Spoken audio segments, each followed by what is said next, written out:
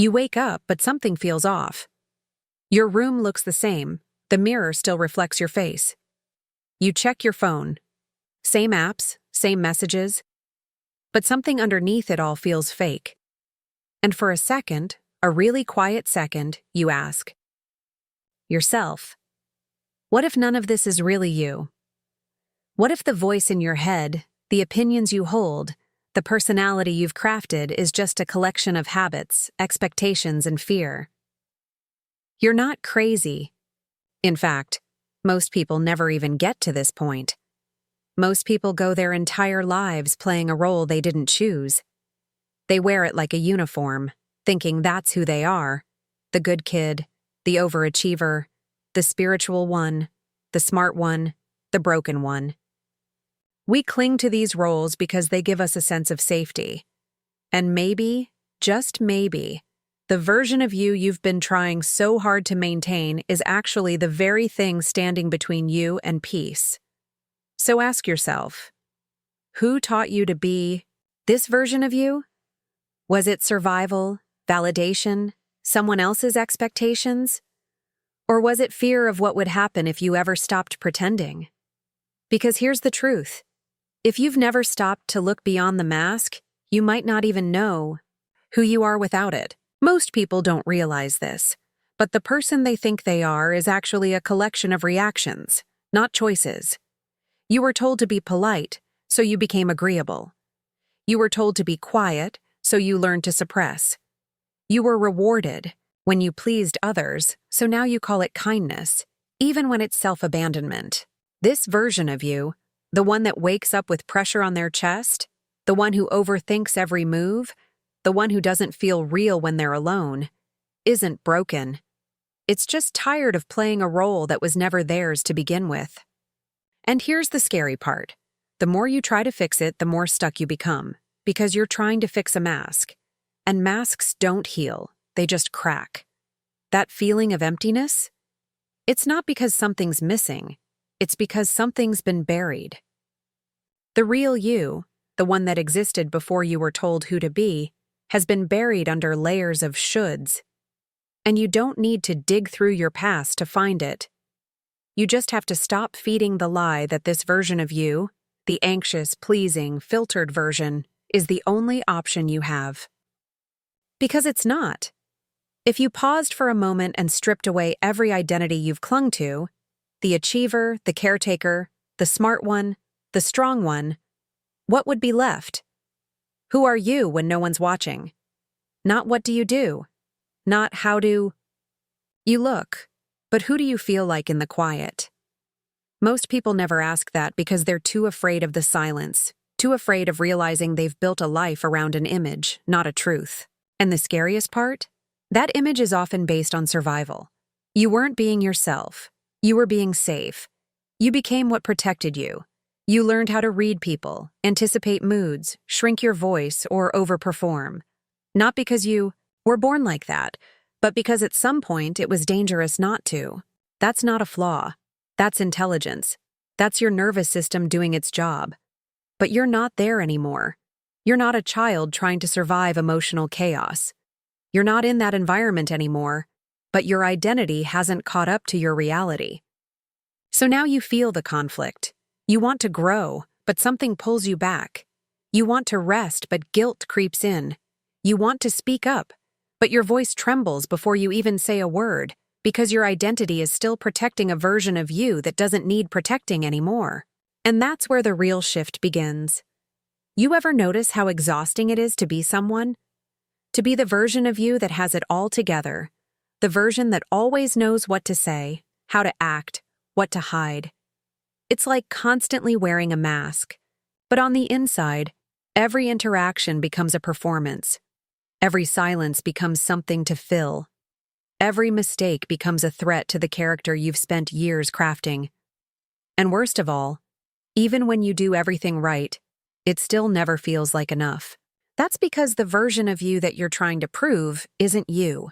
It's a construct, a version that was stitched together from other people's expectations, wounds, fears, and standards. You're exhausted not because you're weak, but because You're carrying the emotional weight of a self that was never yours to begin with. Think about it. Who told you that you had to be calm all the time? Who told you that being good meant being silent or agreeable or never asking for more? Who told you that your worth was measured by how productive you are, how busy you stay, or how little you need? The saddest part is, most people never question it. They just live out a story that someone else wrote for them. They carry it like a badge of honor and wonder why they feel numb. But here's what's wild. You can drop it. You can stop performing. You can stop trying to win a game that you never actually signed up for. And it won't make you selfish, or lazy, or lost. It'll make you honest. It'll make you whole. And eventually, it'll make you free. There's this quiet, terrifying moment when you realize you don't actually know who you are without the version you've been pretending to be. It's like stepping off a stage after years of acting, and suddenly there's no script, no spotlight, and no applause. Just silence. But that silence isn't emptiness, it's space. And space is sacred. That's where healing starts. Not when you fix yourself, not when you become better, more spiritual, or more disciplined, but when you stop pretending that you're not already enough. Because healing isn't a checklist, it's not a course, and it's not a transformation you force on yourself like a punishment for being human. Healing happens when you remove the things blocking it, when you stop clenching, stop hiding, stop trying to prove. When you let yourself be messy, when you let yourself feel, really feel. When you stop managing your emotions like they're liabilities and instead meet them like old friends. Maybe that sadness you've been burying isn't a flaw to fix. It's a memory that never got the chance to breathe. Maybe that anger you're ashamed of isn't ugly. It's a signal that you've been crossed too many times and never had the words to say enough. This is what letting go actually looks like. Not detaching from life, but stepping into it without all the armor. Not trying to become someone else, but remembering the person you were before you started editing yourself just to be liked. Healing begins when you no longer need to be impressive and start becoming real. And then something shifts. Not loudly, not all at once, but enough that you notice it. You wake up, and your first thought isn't a performance checklist. You're not preparing a version of yourself to present to the world. You're just waking up. And for once, that's enough.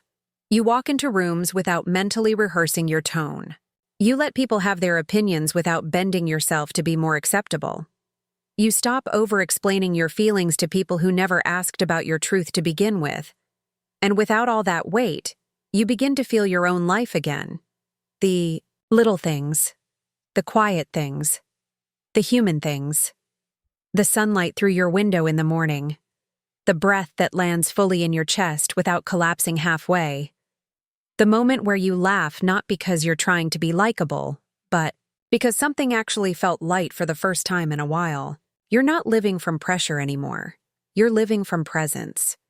You stop chasing clarity like it's a destination and start noticing how much of it was already inside you once the noise quiets.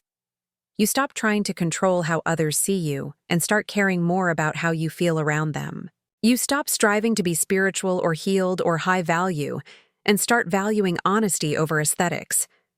You no longer measure growth by how composed you appear, but by how safe you feel being raw, even in the mess. This isn't about becoming a new person. It's about no longer needing to abandon yourself in order to feel worthy. You don't need to fix your whole life or rewrite your entire identity in a single breakthrough. You just need to stop watering the false version of you that was built from fear and start nurturing the one that's been waiting underneath it all. And once you start living like that, from truth, not tension, you start attracting differently, not just people, but experiences, opportunities, and energy. Life starts meeting you because you're finally showing up as yourself. No one tells you that being yourself might feel lonely at first. Because the moment you stop performing, you stop being the version of you that people are used to. You're quieter in the places where you used to force energy. You stop laughing at things that aren't funny. You say no when you mean it. You don't reach out first just to avoid feeling forgotten, and at first, people don't know what to do with that. They're used to the edited version of you, the one who never made things uncomfortable, who held space, even when you had none left for yourself. So when you stop, they might pull back, and that silence can feel sharp, but it's also where you finally hear your own voice clearly. You start to realize how much of your energy went into maintaining peace for others, while your own inner world was chaotic. You notice how often you shrank in small moments just to keep relationships smooth. You see how many connections weren't built on your truth, but on your performance. That's a heavy truth, but it's also the beginning of freedom. Because when you lose the relationships that only knew the mask, you make space for the ones that want you. Not the version of you that's always okay, always agreeable, always emotionally polished, but the version that's honest, open, and unfiltered. You begin to feel emotionally safer around fewer people, but more yourself everywhere you go. You're not worried about being too much or not enough because you're done editing yourself down to be digestible. And that kind of truth might leave you standing alone for a while, but it's the only path that leads you back home to the person you were before the world told you who to be. This version of you, the one emerging underneath the old roles, isn't brand new. It's been waiting quietly, patiently, for you to finally stop performing long enough to hear it. Once you stop performing, something strange happens. You're no longer in a hurry to become someone. You stop trying to get back to a version of you that felt more confident, more productive, more in control. You stop forcing timelines on your growth, like healing is a race you have to win to prove you're doing life correctly. Instead, you begin moving differently, slower, but not out of hesitation, out of intention. You listen more, not to noise, but to your body. You notice when you're anxious and choose not to override it just to be convenient. You cancel plans when your energy is low, and you don't feel guilty about it. You don't need a perfect excuse to protect your peace. And decisions start to feel different too. You stop overthinking every step, trying to calculate the right path. You stop asking the world to validate your intuition before you trust it. Because now you're not making choices from fear. You're making them from alignment. You're not rushing into the next phase of your life to escape this one. You're not looking for some polished identity to step into. You're learning to exist fully, quietly, and truthfully without needing to label it. And in that space, you start reclaiming time, not just hours and days, but mental space that used to be consumed by self-monitoring, emotional labor, and rehearsed behavior. You start remembering what it feels like to enjoy stillness, not as an escape, but as a return. You're not building a better mask. You're creating a life where you don't need one anymore. And that life is slower, softer, strangely unfamiliar at first, but peaceful in a way performance never gave you. Because for the first time, you're not becoming a version of yourself to feel worthy. You're just being, and that's finally enough. Maybe the real tragedy was never that you were broken. Maybe the real tragedy is that you were never given the chance to meet yourself fully, before the world told you who to become, before the edits, before the masks, before the pressure to be everything except real. And if there's a quiet truth beneath all of this, it's this: you were never lost. You were just buried. Buried under expectations, under survival patterns, under years of learning how to keep the peace by dimming your light.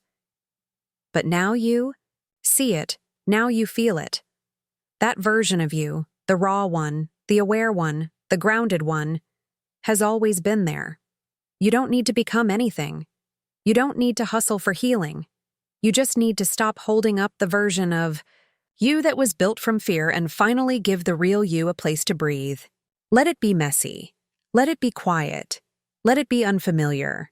But most importantly, let it be true.